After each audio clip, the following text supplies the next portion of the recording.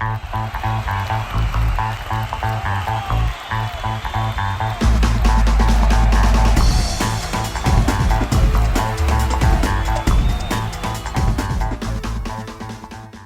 Cotier from Tulip. Hello.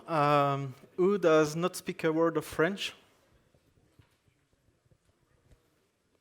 Bon ben alors allons-y en français. Donc bonjour. Donc déjà une petite présentation. Je m'appelle Thomas Cotier. J'ai un machin sur Twitter si vous voulez m'insulter ou me poser des questions plus tard. Mon métier, c'est d'être sysadmin, quasiment purement opérationnel, côté Ops, chez Enaline. Donc, on va parler de quoi? On va parler de 6 ans d'expérience sur Docker et son écosystème, et sur notre voyage à travers cet écosystème. À travers un produit qu'on souhaitait délivrer, qui avait un vrai use case business, et donc on a décidé d'y aller, et on va voir comment ça s'est passé. Donc déjà, je vais vous présenter un peu le produit rapidement, pour situer un peu la chose. C'est un produit qui s'appelle Tulip, je vous invite à aller voir mes collègues plus haut. Qui est une forge logicielle. Ce produit, il a, disons, sous le nom Tulip, il a bientôt 10 ans d'existence, et avant ça, il découle de SourceForge, donc maintenant il a 20 ans, quoi. C'est pas un produit qu'on a décidé de monter du jour au lendemain et de mettre sur le marché. C'est vraiment un produit avec une existence, un historique et du legacy très très lourd. C'est aussi un énorme produit avec beaucoup de features, donc, qui embarque tout un set de features que vous pouvez avoir besoin. Donc il y a du guide, du SVN, machin, du project management, du Kanban, toutes les features, et qui va s'interconnecter avec d'autres produits. Donc comment on en fait comment c'est fait sous le capot? En gros, c'est un produit qui a une code base essentiellement en PHP/JS maintenant, mais comme c'est un vieux produit avec plein d'historique, on se traîne tout un tas de choses derrière. Je ne sais pas si vous connaissez, je suppose que tout le monde a déjà vu des applications comme ça, avec des trucs derrière pour faire tourner des trucs un peu exotiques. La base de données, c'est du MySQL, c'est simple. Et par contre, c'est un gros monolithe. Donc, on ne va pas du tout parler de microservices et de choses comme ça, parce que quand on travaille sur Tulip, c'est une grosse usine, et voilà. Par contre, ça marche très bien, mais c'est une autre histoire. Et donc, qu'est-ce qu'on a besoin pour faire du Tulip? Alors, on a besoin d'un serveur dédié, on va dire un environnement dédié, ça peut être une VM, ça peut être ce qu'on veut, enfin pas tout à fait ce qu'on veut, il faut que ce soit, en tout cas que ça fasse tourner du Red Hat, donc, parce que c'est très très très intégré avec le système du fait de l'historique. Donc on délivre des packages RPM, qui est le système de package de Red Hat. Et quand je dis que c'est très intégré avec l'OS, c'est qu'on a besoin, par exemple, d'avoir des user systems à travers l'appli web. Vous voyez un peu où ça peut aller. Typiquement, pour mettre des permissions sur les répertoires du FTP, pour faire du SVN à l'ancienne. Ça, récemment, ça a pas mal changé. Mais à l'époque, en tout cas, c'était le cas. Et on devait... c'était une contrainte de notre produit. Ça ne marchait pas si on n'allait pas en ligne de commande, et que si on regardait un utilisateur qu'on ne pouvait pas se connecter avec un utilisateur de l'applicatif sur la ligne de commande. Voilà. Donc, l'idée, c'est qu'on voulait faire une solution de cloud. Qui utilise Tulip, en général, c'est des grosses industries. En tout cas, c'est les clients qu'on connaît bien qui l'utilisent. On sait leur vendre des trucs, on sait travailler avec eux, on sait le déployer chez eux parce qu'ils ont toutes les infras nécessaires. Par contre, de plus en plus, on avait des demandes de clients ou d'équipes plus réduites qui n'avaient pas forcément une infrastructure, qui n'avaient pas forcément toute l'armada que peut avoir, par exemple, mes prédécesseurs pour déployer une application dont ils ont besoin. D'autant quand cette application, ce n'est pas juste un site web, mais que ça va nécessiter vraiment quelque chose de dédié et qui va être très intégré. Donc, quel était le but de la solution de cloud? C'était d'avoir quelque chose qui soit peu onéreux, parce qu'on visait des petites équipes, qui soit facile à déployer pour nous, parce que si on veut en déployer plein, comment on fait si c'est une usine à gaz aussi? En gros, c'est quelques lignes de commande pour déployer un Tulip. Par contre, le déployer à l'échelle et dans un environnement configuré pour des équipes particulières, ça demande un peu plus de travail. Et puis, il fallait que nous, forcément, vu que c'était cost-effectif, que ce soit facile à manager, puisque l'équipe qui allait s'en occuper, c'était moi. Et donc, on était, moi avec les devs derrière et quelques personnes qui passaient de temps en temps me filer un coup de main. Donc, on partait sur une organisation qui était, quand j'ai vu tout à l'heure les organisations no ops, et là c'était l'inverse, c'était une organisation full ops, avec des demandes business et des besoins à combler avec le minimum de développement autour et d'adaptation du produit. Ça marche. Voilà. Et donc, on va faire un petit point sur ce qu'il y avait à l'époque. Non, déjà, d'un point de vue technique, ce qu'il y avait derrière, pour moi, ce que j'avais besoin de fournir, c'était un environnement dédié Red Hat avec un record DNS, monclient.toto.com, avec le certificat SSL dédié, des outils, idéalement un outil, ou des outils pour gérer l'ensemble du déploiement, et une manière de gérer les secrets, parce que on est assez sensible à la sécurité, et du coup, on ne sait pas, on ne voulait pas qu'il y ait de problème à ce niveau-là, donc on essaye d'y faire attention. Alors, on va faire le petit point sur ce qu'il y avait à l'époque. Donc, à l'époque, c'était environ 2013. En 2013, on avait, pour des environnements dédiés Red Hat, on avait quelques solutions. On prenait un serveur physique pour chaque client. C'est pas du tout effectif en coût. Et c'est lourd à gérer, parce qu'à chaque fois qu'il faut acheter un serveur, il faut aller passer par un provider, etc. On n'a pas d'infra physique à nous.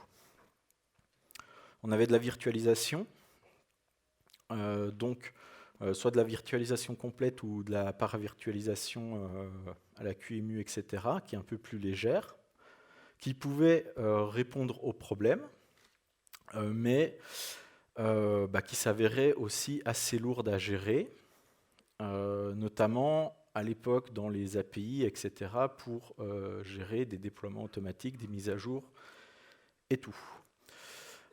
On avait le début, disons qu'on avait Elixir. Donc, qui connaît Elixir? Ok. Elixir, c'est une technologie de containerisation. Je vais en parler plus tard de ce que c'est si vous ne savez pas, qui permet de qui était basé, qui était un peu l'ancêtre de Docker. Alors, c'était très léger, c'était très fonctionnel. Par contre, c'était impossible de gérer quoi que ce soit dessus. C'était très, très complexe. Et voilà. Et la dernière solution, c'était le chroot.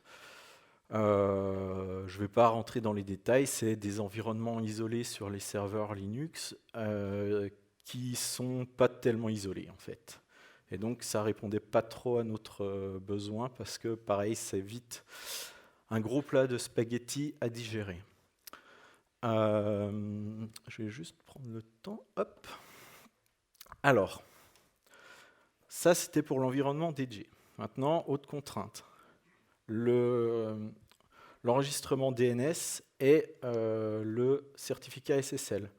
Donc à l'époque, c'était assez simple. Il y avait déjà des API chez tous les providers de DNS quasiment. En tout cas, ce n'était pas difficile d'en trouver un. Et puis pour le certificat, on faisait comme tout le monde. On faisait un wildcard sur notre domaine et rouler jeunesse, tout ce qui est en dessous, ça marche. Si on avait besoin d'adaptation pour le client, il devait nous générer un certificat et nous le fournir. Voilà. Pour le déploiement. Donc il y avait plein d'outils aussi. Les bons vieux Bash, Perl, Python qui nous servent à tous, mais qu'on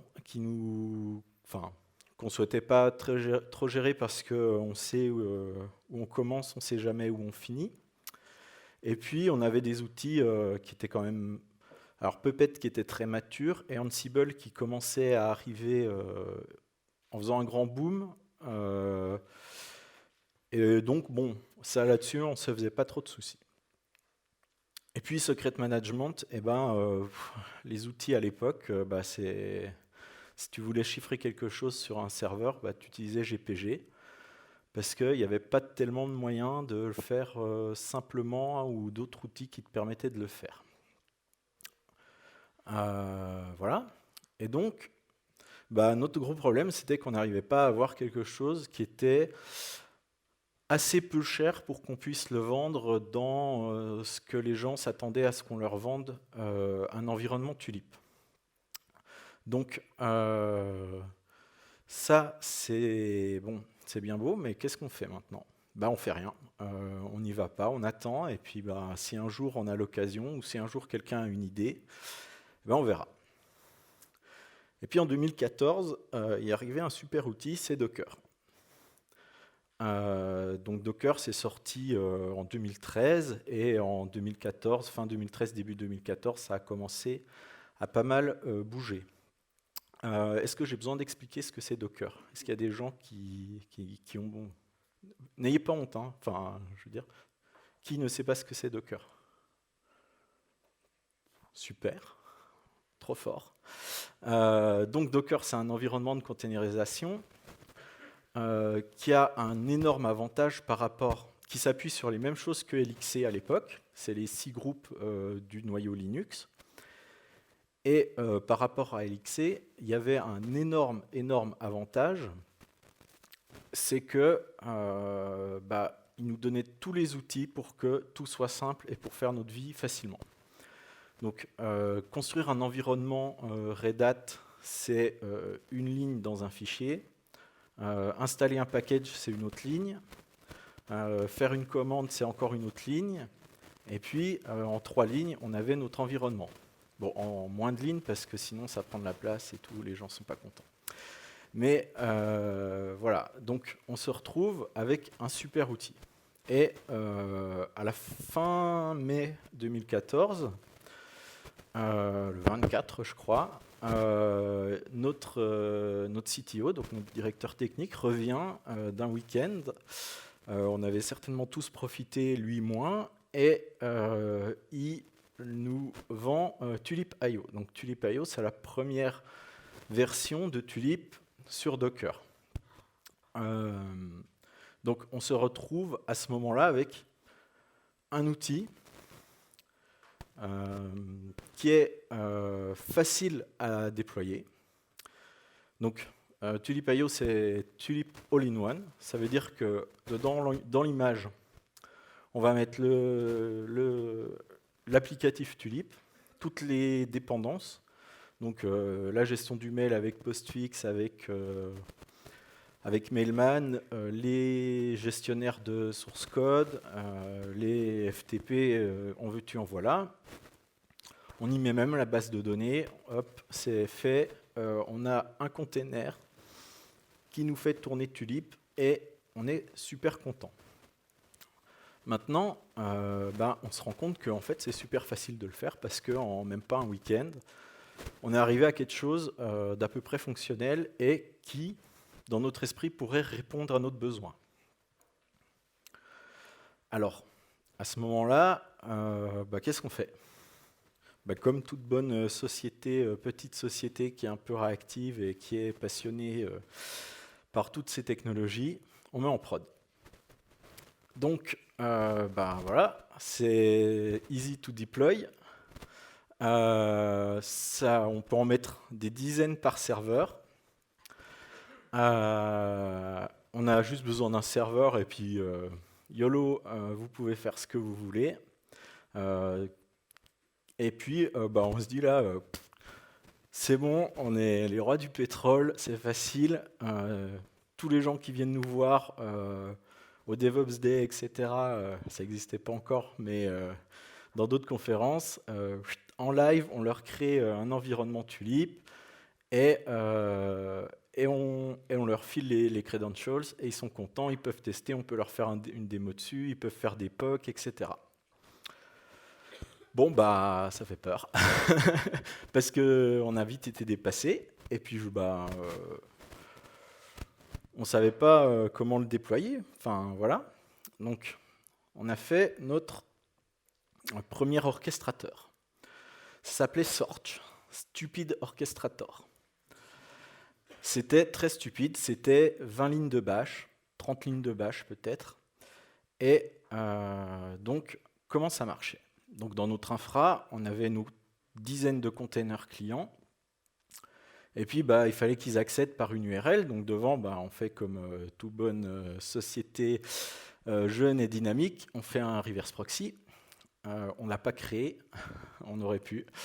Et donc on met un reverse proxy et puis on a besoin de reconfigurer ce reverse proxy à chaque fois qu'on ajoute un container sur notre serveur. Donc, on fait un petit script batch, il surveille les containers qui tournent dans Docker, et puis quand il voit un container qui arrive, il va lire une variable d'environnement où il y a le DNS record, l'URL par lequel on va accéder au container, et puis hop, il remet un coup de reload du proxy en changeant un petit peu la conf, et c'est tout automatisé.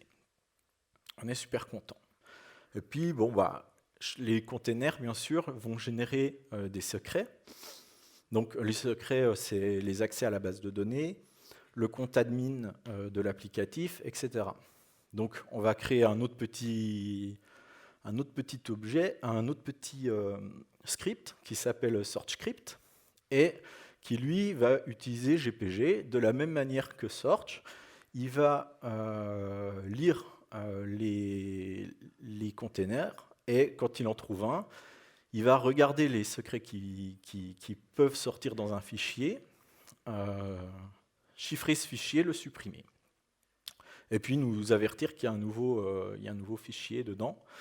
On poussera le vis jusqu'à le pousser dans un repo Git, comme ça, hop, on a tout l'historique, on est content, on peut le récupérer facilement sur nos postes si on a besoin pour la supervision ou autre, et tout marche bien. Tout marche pas super bien quand même, parce que déjà, il faut déployer les containers. Donc à chaque fois, il faut faire une commande Docker run, machin, avec toutes les variables, pas se planter, etc. Puis on arrive vite à saturation à force d'en faire. Donc, on va créer la première plateforme de cloud.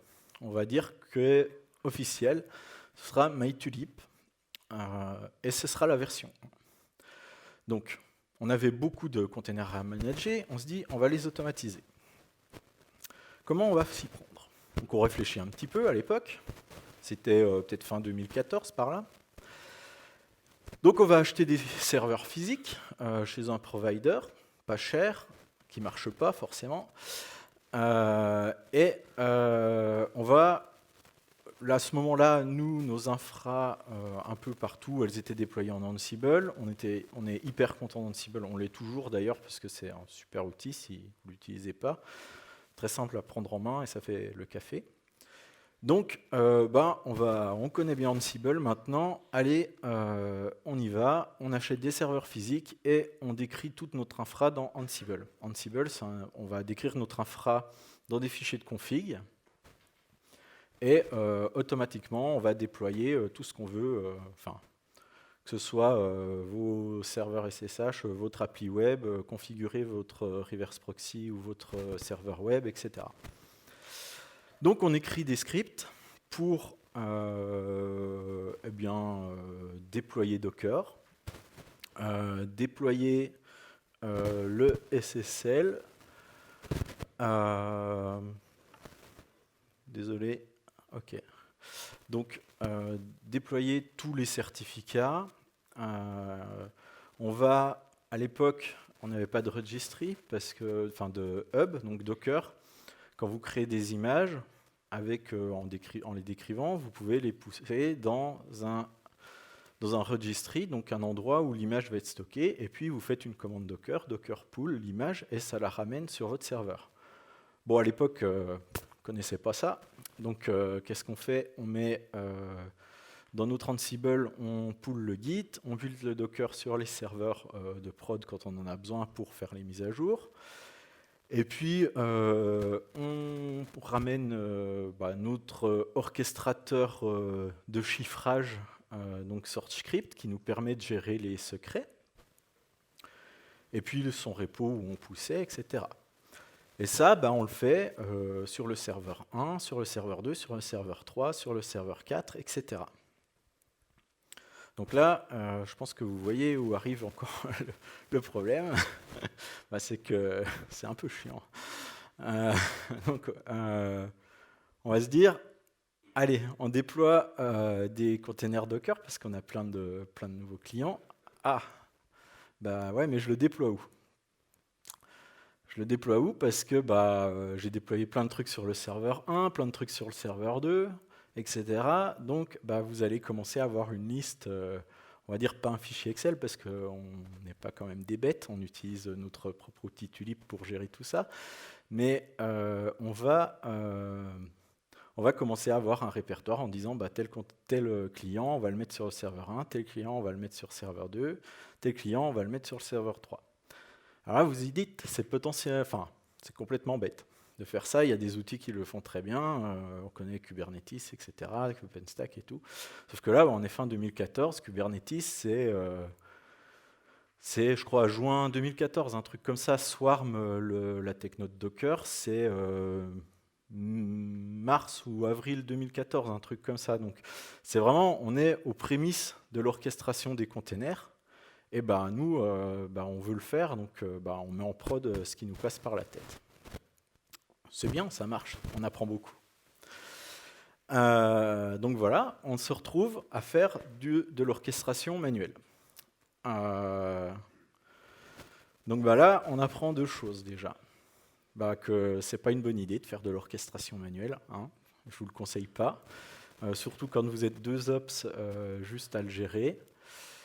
Et puis, faut y aller doucement, parce que Docker, la peinture n'est pas fraîche. Ansible, ça va à peu près.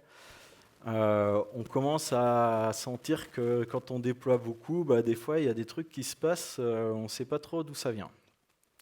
Donc, à ce moment-là, qu'est-ce qu'on va faire ? On va partir sur le MyTulip V2. Donc là, on commence à voir sortir les orchestrateurs, on doit être en 2015. On commence à se dire, tiens, ça c'est quand même pas mal ces outils. Donc il y avait Fig, l'ancêtre de Docker Compose, qui permettait de faire un petit peu des trucs, mais on l'utilisait dans d'autres contextes, et comme nous on avait tous nos scripts Ansible, pas besoin de faire quoi que ce soit. Donc MyTulip V2, on se dit, on va utiliser un orchestrateur. Donc on regarde à l'époque, c'est la grande guerre entre Docker Swarm et Kubernetes. Parce que Docker Swarm, c'est l'outil officiel de Docker.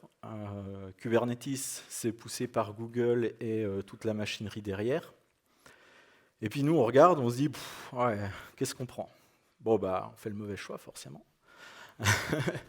On prend l'outil qui est supporté par Docker, puisque forcément, cet outil-là nous semble cohérent. Docker à la hype, c'est l'outil du moment, tout le monde est à fond. Bon, bah, allez, go sur Docker. Docker Swarm. Donc on regarde un petit peu, ça a l'air de marcher. Qu'est-ce qu'on fait? On en prod. Donc, MyTulip V2, on rachète des serveurs physiques. On vire tous les Ansible qu'on avait, qui étaient un peu pourris, qui nous servaient à gérer plus ou moins l'orchestration. On réécrit plein d'Ansible. Donc, cette fois, on est un peu plus intelligent. On se dit, on va faire tout ce qu'il faut pour avoir une infra robuste, solide, etc. Donc, nos Ansible, on va déployer du Docker Swarm. Donc, je n'ai pas expliqué. Docker Swarm, Kubernetes, j'espère. Docker Swarm, vous connaissez? Tout le monde? Non? Docker Swarm, c'est une techno de clusterisation, enfin d'orchestration de Docker. Ça veut dire que vous allez avoir 20 serveurs, vous allez prendre vos 20 serveurs, vos 20 VM, vous allez installer Docker dessus. À l'époque, ça ne l'était pas, mais maintenant, c'est intégré dans le binaire Docker. Et quand vous déclarez des serveurs en Docker Swarm, vous allez déclarer des serveurs, donc des managers et des nodes classiques grouillots. Ces nodes, du coup, vous allez pouvoir faire démarrer des containers Docker dessus sans vous occuper d'où ils sont. Donc ça répondait à la problématique de tout à l'heure, que nous, notre première expérience avec Docker, c'est que on avait 4, 5, 10 serveurs, et fallait qu'on choisisse le serveur sur lequel on allait déployer nos containers. Là, les techniques de clusterisation, donc à la Kubernetes, c'est une couche qui s'ajoute, qui dit tous ces serveurs physiques ou virtualisés, c'est un pool Docker, et puis balance ton Docker, je m'en occupe. Balance ton Docker, rien à voir avec les hashtags chelous. Voilà. Donc, on déploie Docker Swarm, donc on est content, on a 4-5 serveurs qui sont unifiés, on va dire.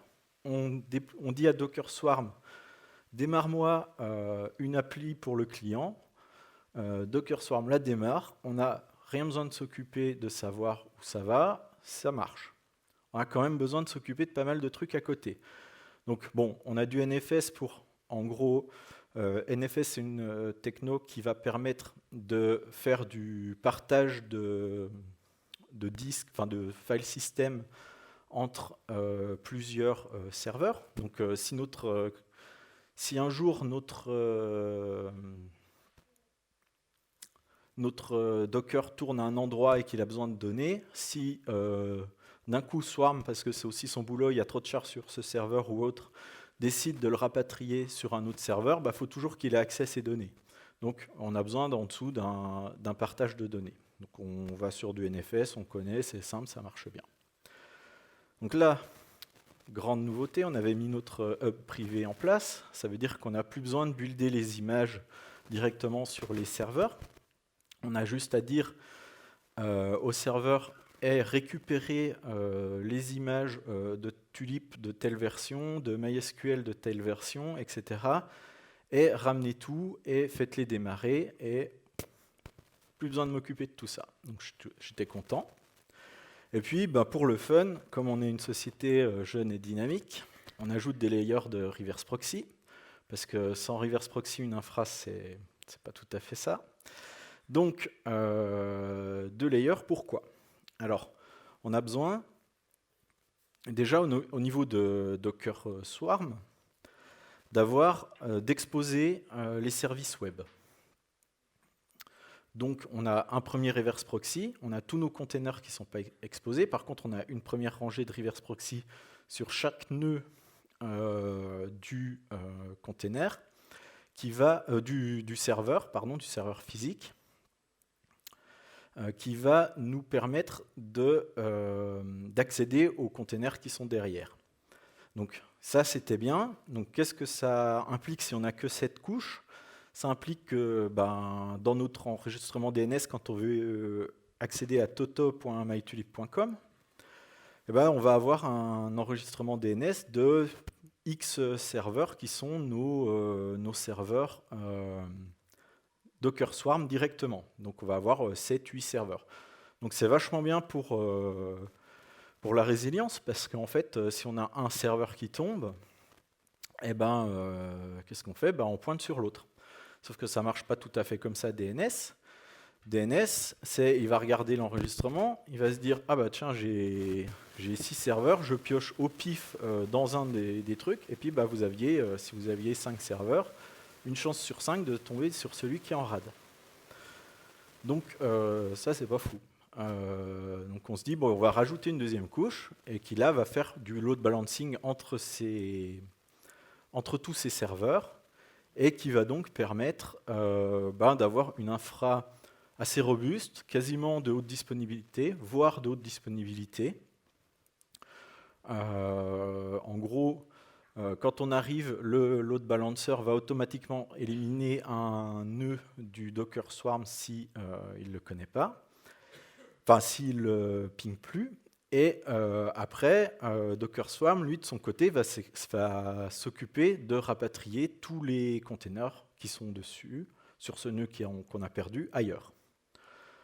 Donc là, on a une infra pas mal, qui marche, qui est assez résiliente, qui est rock solide.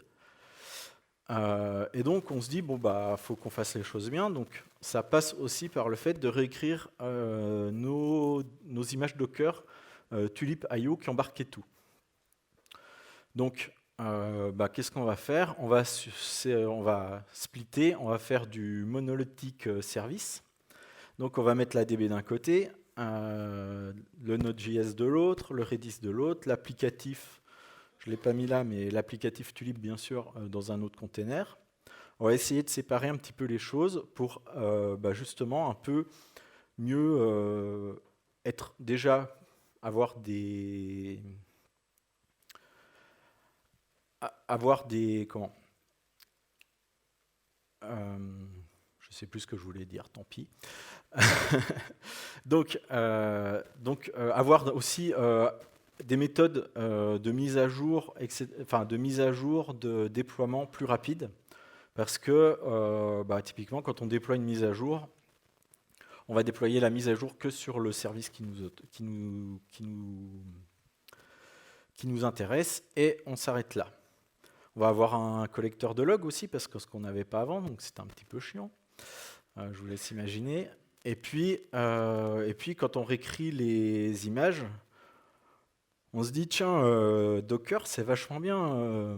Donc nous, qu'est-ce qu'on a qui tourne dans notre service? On a Supervisor10. C'est quoi ce truc? Ce truc, ça permet de gérer les processus sous Linux et puis de les redémarrer s'ils s'arrêtent, etc. Et puis là, on se dit, ce truc-là, la bonne pratique sur Docker, c'est d'exposer le service qui nous sert. Donc, on va le virer et puis on va mettre Nginx en front et postfix et tout derrière, on oublie. C'est pas grave, on n'en a pas besoin. Bon, en fait, si, mais voilà. Alors, ça, c'est une grosse erreur aussi. Euh, Et puis, on est aussi un peu plus tard, là, il y a 2 ans peut-être, par là, ouais, 2, 3 ans, où on voit arriver des outils super. Donc, on a Let's Encrypt pour manager les certificats, qui nous permet de créer des certificats à la volée. Donc, on n'a plus à avoir un wildcard qui nous prend chez notre fournisseur 1 mois à être renouvelé. Là, on automatise le certificat. Et puis, on n'a plus besoin de GPG qui est un peu lourd à gérer de notre côté. On met HashiCorp Vault, qui est un outil qui permet de gérer les secrets via des API web, que je vous recommande très fortement, qui est top. Et donc, on se retrouve là. On commence à avoir une solution qui marche pas mal. Vraiment, ça marche pas mal. Mais il y a quelques petits trucs. Déjà, en vrai, on ne fait pas vraiment du scaling comme l'entendent les orchestrateurs. Pour un orchestrateur, c'est quoi du scaling? Pour un orchestrateur, ça va être j'ai un gros site web avec une palanquée de serveurs web, et puis j'ai un pic de charge. Hop, je démarre 50 serveurs web en plus, ou 1, et en fait, ça marche. Voilà, je me prends le pic de charge et tout se passe bien. Nous, ce qu'on fait, vous l'aurez peut-être compris, c'est que chaque, on va dire, serveur web ou serveur applicatif qu'on démarre, c'est un environnement différent. Ça veut dire qu'il a des données derrière différentes, des bases de données différentes, des configurations différentes. Et donc, on ne se retrouve pas dans les outils qui permettent de gérer ça. Donc, qu'est-ce qu'on fait? Ansible, et on gère le déploiement comme ça. On n'utilise vraiment pas les capacités au maximum des orchestrateurs parce que, en fait, nous, on l'utilise par défaut parce que ça nous arrange bien, mais en fait, on aurait besoin d'autre chose. Et voilà. Et puis, on rencontre forcément d'autres problèmes. Les autres problèmes, c'est qu'on a toujours des serveurs physiques à gérer. Et ça, en fait, mine de rien, ça prend du temps. Même si, bon, c'est un cluster, on est 2 ops à gérer ça. Quand on commence à avoir pas mal de serveurs, surtout une infra qui est quasiment haute disponibilité, qu'on aimerait bien avec 0 downtime, mais bon, on sait qu'on ne peut pas. Du coup, quand on doit faire les mises à jour des serveurs, les mises à jour kernel, les mises à jour sécu, etc., faut rebooter le serveur du cluster. Donc ça crée une migration de containers d'un côté à l'autre des machins, ça répartit la charge autrement. Bref, ça fout un gros bordel d'avoir ça à gérer, et nous, on aimerait bien s'en passer, vraiment. Et puis surtout, on a tous les playbooks Ansible comme ça, qui nous embêtent parce qu'il faut les maintenir, faut mettre à jour les versions de Python, de machin, de trucs pour que ça marche. Et on se retrouve à passer du temps à gérer des infras physiques, alors que nous, tout ce qu'on veut, en fait, c'est fournir de l'applicatif. Et puis, il y a des petits bugs quand même. On est Docker Swarm, en tout cas, Docker marche bien. Docker Swarm, la peinture n'était pas fraîche, j'ai déjà dit. Mais on avait l'incident du Node 7. C'était un bug rigolo. Je vous le raconte juste pour l'anecdote. Je pense que vous avez tous déjà été confrontés à des bugs complètement random qui se produisent et que vous invoquez tous vos dieux et vos démons pour le résoudre, parce que vous ne comprenez pas d'où ça vient. L'incident du Node 7, c'était simple, c'était que quand on ajoutait un 7e serveur dans le cluster, le Node 7, ça marchait bien. Et puis, en pré-prod, ça marchait bien. Et puis, au bout de quelques mois en prod, juste en prod, bien sûr, parce que sinon c'est pas drôle, on se retrouve avec un problème avec des applicatifs qui sont plus accessibles, on comprend rien. Et puis en investiguant un peu, on se rend compte que Docker Swarm, pour on ne sait quelle raison, il balançait par exemple un container web ou quoi que ce soit sur un autre serveur parce que ça lui plaisait, voilà, c'est son boulot, il orchestre.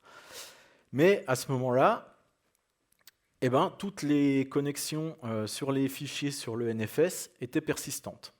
Ça veut dire que ces fichiers-là, typiquement les fichiers de base de données par exemple, n'étaient plus accessibles à l'autre container puisqu'ils étaient lockés par la DB par exemple. Et donc, la DB bootait plus de l'autre côté, donc l'applicatif était plus accessible, et mystère. Donc qu'est-ce qu'on fait? On enlève le node 7, on démonte le NFS, on le supprime du cluster Swarm, on le rajoute dans le cluster Swarm, on remonte le NFS, on le rajoute dans le cluster Swarm, et là ça remarche. Pendant 3 mois, et bim, réincident du node 7. Bon, du coup, on n'a plus de node 7, parce que voilà, et on n'a plus de problème depuis. On a changé de serveur physique, on a vraiment tout fait, et chaque fois au node 7, ça arrivait. Donc, c'était pour ça aussi qu'on ne voulait pas gérer les serveurs physiques, parce que ça nous rajoute une couche de problèmes et de choses à devoir gérer qui ne sont pas forcément notre boulot, qui est de fournir de l'applicatif. Et donc, qu'est-ce qu'on fait?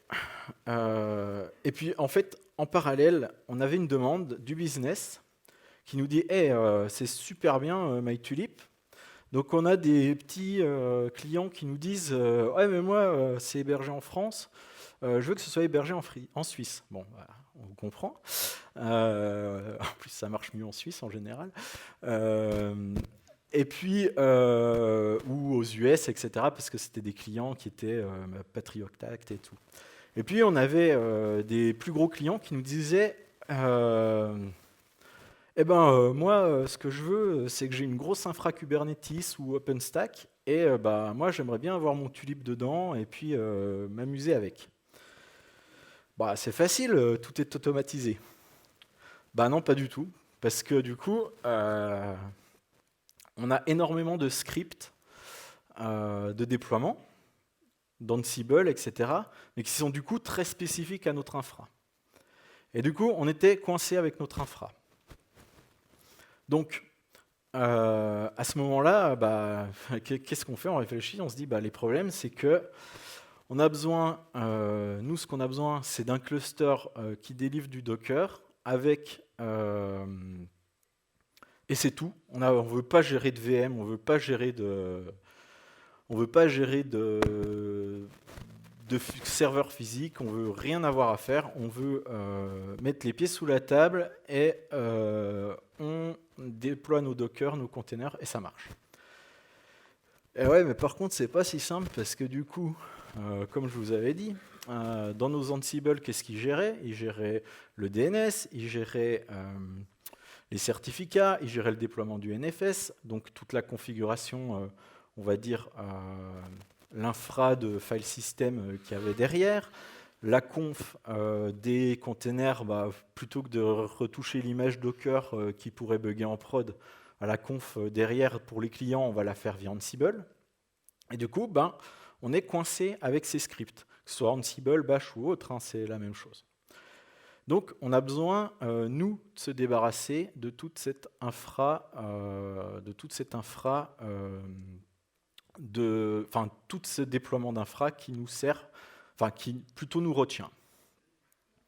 Et donc, là, on va passer à MyTulip 2.5. 2.5, donc on va retravailler nos images avec tout ce qu'on a appris. Donc déjà, on remet du process management pour pas qu'on ait des process qui se barrent et qu'on sache pas où ils sont. On fixe les UID et les UID des utilisateurs système qu'on utilisait à l'époque, plutôt que de faire des gros chmod qui prenaient 5 ou 10 minutes au déploiement. Et puis, on va utiliser quelque chose qui est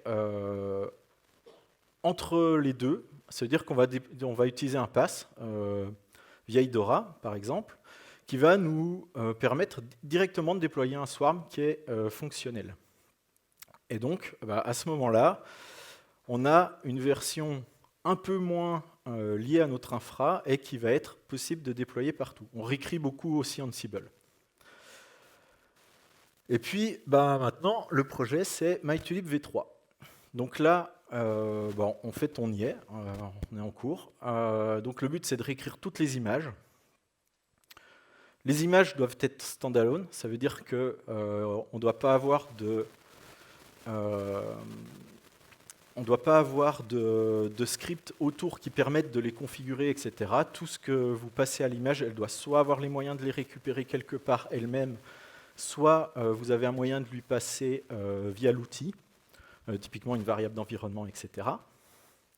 Et puis, on se concentre sur avoir juste un orchestrator et rien d'autre. On veut plus de serveurs physiques, plus de machins à gérer qui nous prennent du temps. Donc, on regarde un peu ce qu'il y a. Donc là, c'est là qu'Idora est moins bien. Donc, c'est vraiment une plateforme as a service. Donc, une plateforme as a service, ça veut dire que tu as toujours la plateforme à gérer. Donc nous, c'est ce qu'on ne voulait pas. Par contre, ce qui est bien, c'est que via ce biais, pour quelqu'un qui n'est pas forcément très technique, donc c'est basé sur Gelastic, qui est un outil qui permet de déployer des infras assez facilement de toutes sortes. Et donc via l'interface graphique, si vous n'êtes pas trop technique, en quelques clics, vous avez une infra qui peut marcher. Voilà. On a aussi regardé une solution, enfin c'est eux qui sont venus nous voir, c'est SquareScale, qui est à Grenoble, près de chez nous. Et donc, eux, ils ont une approche intéressante, c'est que ils se sont rendus compte que le scaling, comme je vous l'ai expliqué tout à l'heure, il y avait plein de gens, c'était pas ce qu'ils avaient besoin. Ce qu'ils avaient besoin, c'était comme nous, c'était de déployer des petits environnements, mais tous différents. Donc, c'est une start-up qui se lance, donc si vous voulez aller voir ce qu'ils font, je vous encourage. Ils sont super cool. Donc, eux, ils ont un environnement lié sur Nomad. Tout est gérable soit par l'interface graphique, soit via des API qui sont assez cool. Le gros avantage de Nomad pour nous, c'est que c'est très bien intégré avec Vault qui gère nos secrets. Et puis là, tu donnes juste une image Docker et quelques variables d'env, et ça marche. Chez Idora aussi, sur Gelastic aussi, avec quand même un peu moins d'abstraction. Et puis on s'est dit, on connaît bien Docker, on connaît bien Swarm, on connaît un peu Nomad. Hop, pardon. Kubernetes facile, quoi. Bon, non, pas du tout. Donc, là où je veux en venir.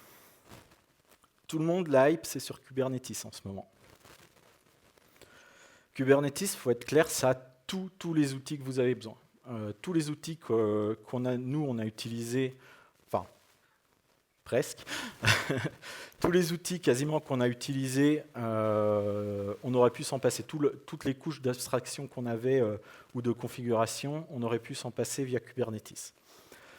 Il y a juste un truc, utilisez pas le secret management, c'est pas du tout du secret management. Il y a plein de concepts hyper cool. Quand vous êtes un ingé ou autre, ça va être super. Par contre, dans beaucoup de cas que je vois, en tout cas, vous n'avez pas du tout besoin de Kubernetes. Vous avez besoin de quelque chose de beaucoup plus simple. Si c'est juste déployer, scaler, etc., potentiellement, regardez Nomad, regardez Swarm éventuellement même, et ça répondra dans la plupart des cas à beaucoup de vos besoins. Notamment, je pense en QA ou des choses comme ça, où vous avez ou en dev, où vous avez juste besoin de booter des containers pour les tester. Mettre en place un Kubernetes ou même un OpenStack, c'est une usine à gaz par rapport à d'autres choses plus simples. Faites-vous former aussi sur Kubernetes, même si ce n'est pas votre boulot. Il y a des choses très cool. Je vous ai mis un lien. C'est Jérôme Petazzoni, un ancien de Docker, qui donne des trainings dessus que j'ai suivis d'ailleurs et qui sont super bien et très accessibles pour les débutants. Et soyez méfiants vis-à-vis des gens qui vous vendent Kubernetes comme une solution miracle. C'est une solution miracle, mais c'est peut-être pas le miracle dont vous avez besoin. Voilà. Et donc, sur ces 6 ans d'utilisation de Docker, c'était un super voyage. Petite conclusion rapide. Le gros avantage qu'on a eu, c'est qu'on a progressé étape par étape, en y allant doucement, en analysant ce qui n'allait pas, en analysant nos besoins, en analysant ce qu'on avait besoin. Et ça nous a permis de voir, et ça nous permet toujours de voir ce qui ne va pas, et d'itérer, et d'aller juste un pas plus loin pour améliorer le produit. Je vous conseille de ne pas vous jeter tête baissée dans les outils. Commencez petit, c'est le principe aussi du DevOps. Commencez petit et allez-y pas à pas et vous allez voir, vous allez faire un beau voyage et ça va être super. Et voilà. Merci beaucoup, Thomas.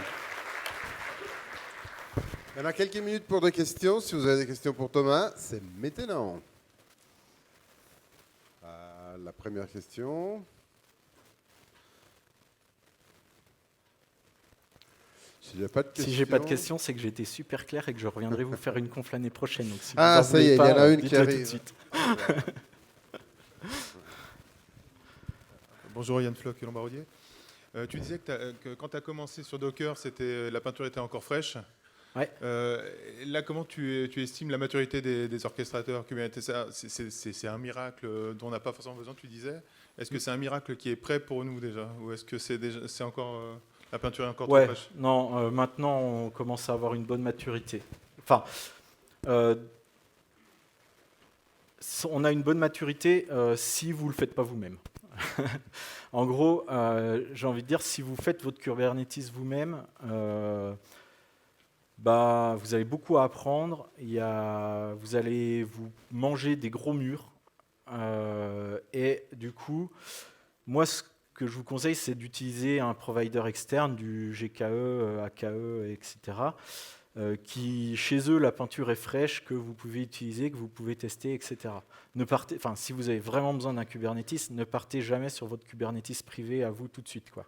Faites déjà, déployez déjà chez les autres qui, eux, savent ce qu'ils font.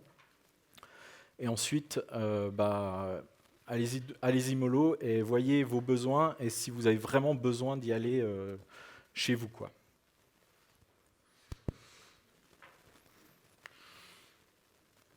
D'autres questions? Any other questions for Thomas? Mr. Lara, yeah. Thank you.